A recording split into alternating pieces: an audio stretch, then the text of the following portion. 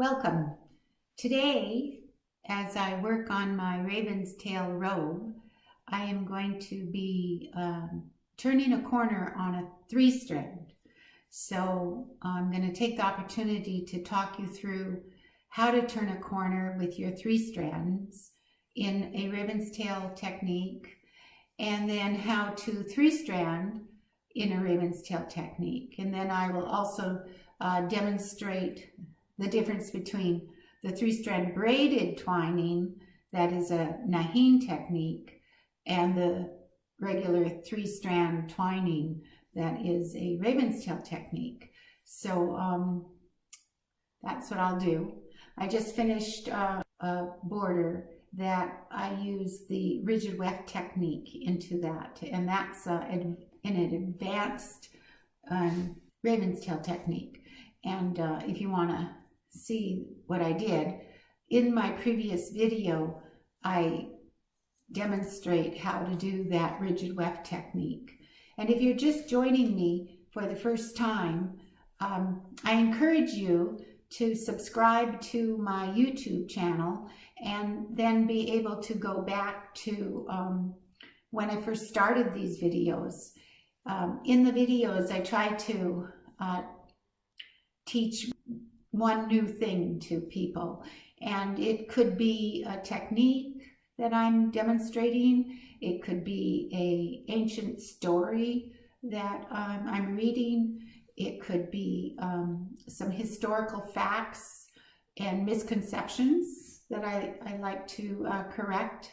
Sometimes people have written our history and only have told it from their voice, and the indigenous voices don't come out.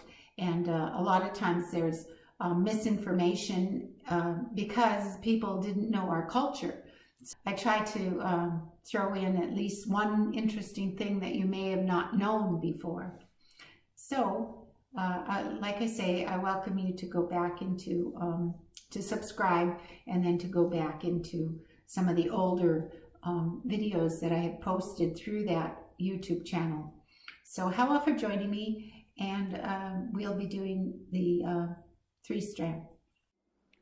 Okay, so here I have been bringing braids down in as vertical braids along the edges of these borders. I see that I've been handling them in a Naaxiin braided technique. I'm going to have to turn the corner in with the braided 3-strand technique. So this top one goes to the left of the middle, to the right of that bottom one, then straight down and behind one. Okay, and so now this top is the top one. So it goes to the left of that remaining weft and behind 2 and down. So now I have 3 strands, and each one has a warp between it. So I had to do that because that was the braid pattern for this blue. But this is a ravenstail robe, and so I do not have to continue doing the Naaxiin technique. And the 3-strand for the ravenstail is simpler and will go faster, so that's the one I will do. But just for demonstrations, I will show you how to 3-strand braid. Okay, so I showed you that here, that it went, the top one went left and then right. And now when I'm weaving from left to right, I'm going to take the action one, which is the back one, and it's going to go between its partners, in front of the middle, in back of the front, down where that front comes up, and behind one warp. So that is that's the Naaxiin braided 3-strand. So this action one is the back one. It moves between its partners and going in front of the middle, in back of the front, down where that front one had come out, and behind one warp and forward. That is a nice tight turn there. And the Naaxiin braided technique produces a nice tight turn. As a rule, when you're moving around shapes, you're going to go behind one warp, do the action, then behind one warp and up, do the action, behind one warp and up. But when you're working with a straight line, as this one is all the way across the robe, then you can go behind 2 warps and up. Behind 2 warps and up. You can do that. So, like I said, that has an extra little braid, and we don't really need it to do that here in this ravenstail robe. So what I'm going to do is switch to doing 3-strand twine, and that's a ravenstail technique. So it's this back one is still the action one. It's going to go under both its partners, be down where that first one comes up, and behind 2 and up. Okay? Under its partners, behind 2 and up.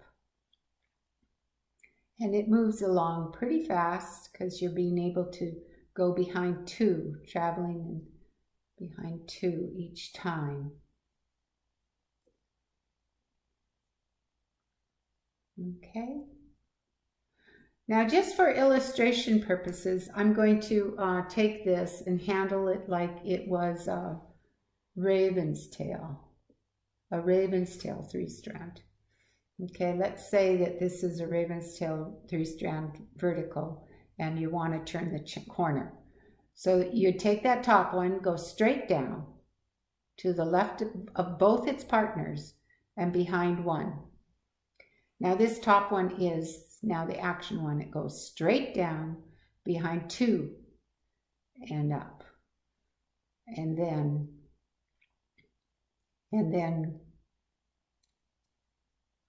move along. I'm not going to do that. I'm taking this back because that black 3-strand isn't going to travel underneath the blue 3-strand. It's going to continue to travel straight down. So that is the 3 strands. They're very simple, and they serve a very important purpose. They create the edges of color areas to be smooth.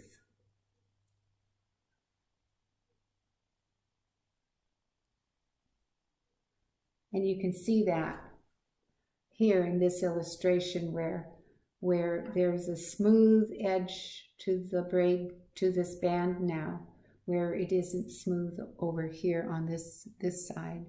So it's really a good illustration of what these 3 strands do. And they're very important to both the ravenstail and the chilkat techniques, the Naaxiin techniques. So that's what I'll be doing, is doing my 3 strands. And while I do that, while I weave, I'll tell another story from that rare book of Masset Northern stories that John Swanton collected in 1900 and 1901. This story is called How Shining Heavens Caused Himself to Be Born. So John Swanton, who took down this story from Walter McGregor, a man belonging to the Sea Lion Town people of Kaisun, he says that shining heavens, the Haida sky god, corresponding very closely to the Aryandians, was the highest deity known to them, some even seeming to consider him the one from whom other supernatural beings obtained their power. one of his chief functions was to determine who was to die. So that was added information that I guess Walter McGregor had told John Swanton. Okay, so how Shining Heavens caused himself to be born starts out with the chief's daughter at Jew, and Jew, D-J-U, is a stream on the west coast of Moresby Island, said to be about 1.5 miles from Kai Sun. So she was a chief's daughter, but she ran into some disapproval from him, and she was sent. So she was sent away from the village. They abandoned her, but only the wife of the youngest uncle left food for her. So I'm going to start here reading. Then she went down on the beach to dig shellfish. After she had done this for a while, she dug out a cockleshell in which a child cried. Then she looked into it. A small child was in it, and she took it to the house. She put something soft around it, and although she did not nurse it, it grew up fast. Soon it began creeping. Not long afterward, it began walking about. Not long after that, the child said, "See, mother, like this." He made the motion of drawing a bowstring. After he had said so again, she discovered what he meant. Then she hammered out one of her copper bracelets into a bow and another into arrows. After she was through, she gave it to him along with the 2 arrows. He was pleased with them. Then he went out hunting for birds. When he came back, he brought his mother a cormorant. His mother ate it. The day after, he went out to shoot birds again. He brought his mother a goose. His mother ate it. Next day, he went shooting birds again. He brought in a wren. Then he skinned it. He dried the skin. He valued it. And next day, he brought in a red-winged blackbird. That he also skinned. He also dried it. And next day, he brought in a blue jay. He skinned it, and he dried the skin. The day after, he brought in a woodpecker. He skinned it. He dried the skin. One night, he heard someone talking to his mother. A creaking also went on in the house. And at daybreak, he awoke in a good house. The carvings on the house posts were so good that they seemed to wink their eyes. Master Carpenter had caused himself to become a father to him. He got up, and his father said to the child, "Chief, my child, come and let me dress you."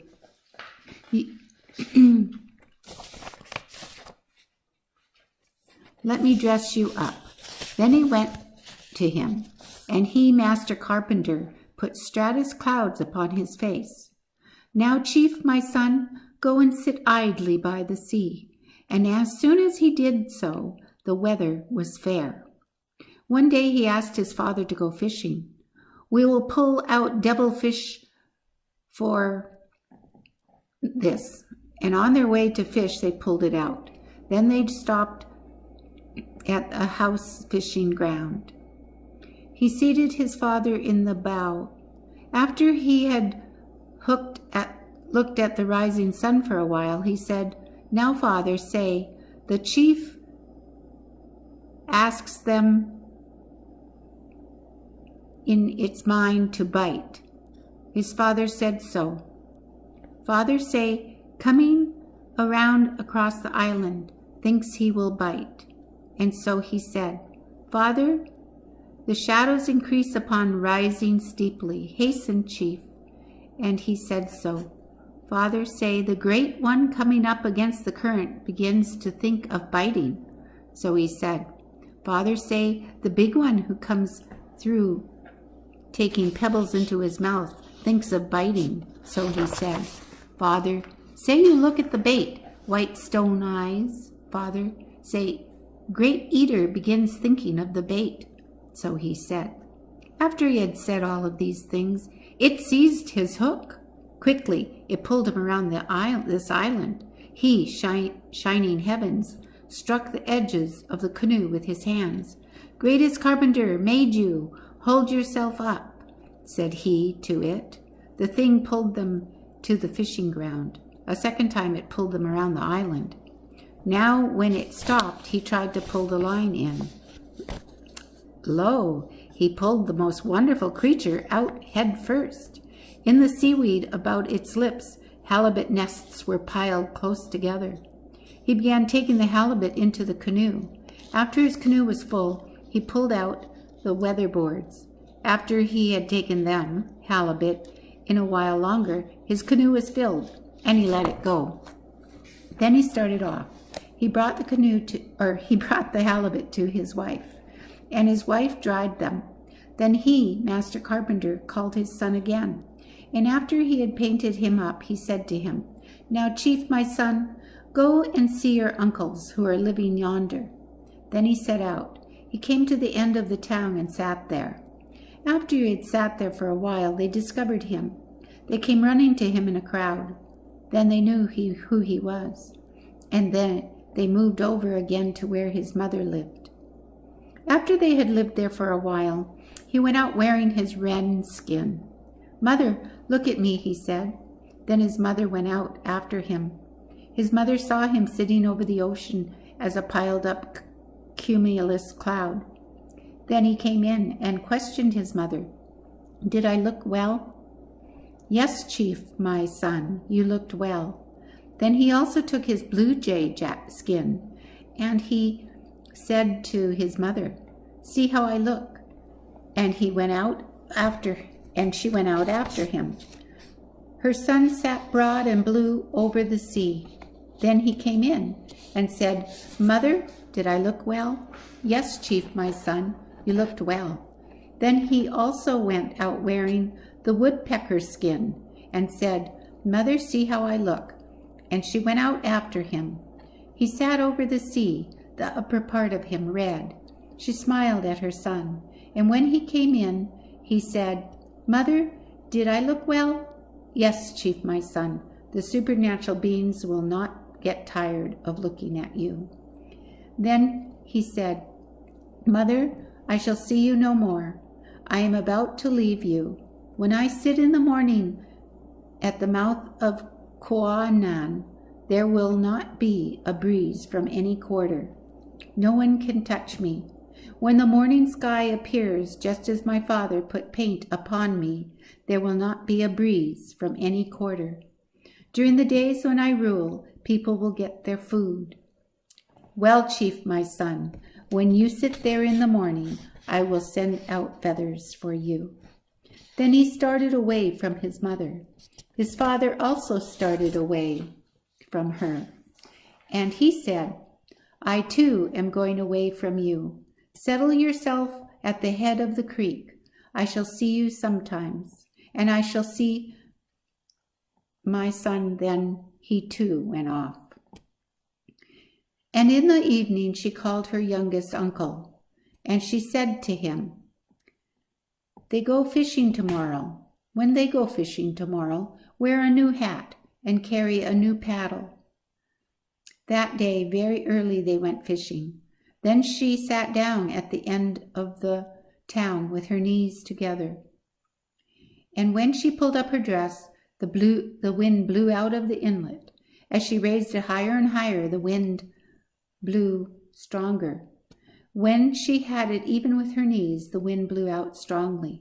She stretched her arm out to the thread of life of him who wore the hat and saved him, because his wife had left something for her. She was fine weather woman, they say. Then she took her mats and property and started inland in the bed of the creek, and there she settled herself. Then there was a trail over her. She said that the people tickled her by treading upon it, and she moved further up. There she had her station forever. When her sun is seated above the ocean in the morning, she lets fine particles of snow fall for him. Those are the feathers. The end. So I like that story because it talks about the power of patterns. I take those three and again to the left and to the right, down, straight down, and behind one. Now this one's the top. It goes to the left of its partner and behind two and up. So now I have 3 strands to weave to the right. So I am going to show you the 3-strand ravenstail that when you weave from right to left, it will be this back one is your action one, this one. It's going to go over its partners, down where that front one came up, and behind one. I go behind one because I just want them to be pretty close together when I turn that corner, so that corner is a nice sharp corner. Now I will go behind 2. Okay, so I take that action one and go over its partners, down where that first one comes up, and behind 2.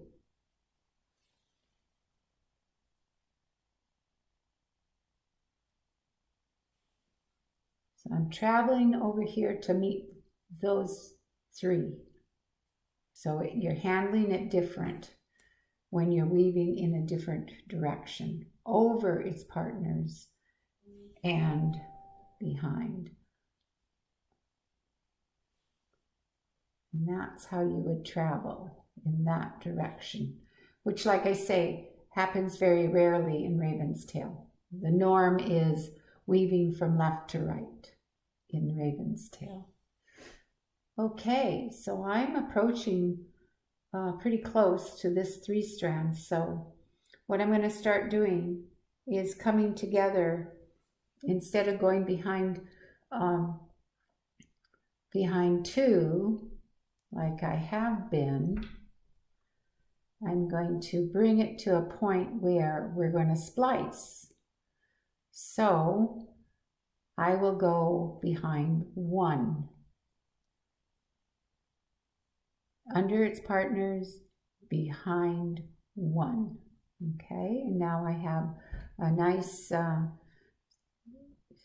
group of 3 strands that have a warp between each strand. So now I will do the same thing with this. I'm going to go, the action one goes over its partners, and I'll go behind 1 and up. And then over its partners and behind 1 and up. And now I have 3 strands on this side with only a warp between each strand. And then I have 2 strands or 2 warps that are between those 2 sets of 3 strand. Okay, so now I'm going to splice. So I'll take this back one, I'll go over its partners and to the back. And I just push it to the back and forget it. Now, the next one to be handled is what was the middle one. So now it is the action one. It's going to go across 2 warps and to the back. So if you've done it right, this last strand from the right-hand side, if it goes brought over, it'll go over the 2 warps and down and to the back, and it will meet that front weft from the other set of wefts. Okay, now this one goes under its partners and across 2 warps and to the back. Now the next one to be handled is this back one. That was the middle strand, but now is the action. It's going to go across 2 warps and to the back. And the single one, it goes across 2 warps and to the back. So you've got a nice splice where you really can't see that they've been pushed to the back. So that's how you splice. And that is how you splice with Naaxiin. Exactly that way. You don't usually find places where you need to splice with ravenstail, but there's the splice that I did for my smooth bottom edge of the blue. So thank you for joining me today. I hope you enjoyed the story and learned more about the Northwest Coast textiles. However,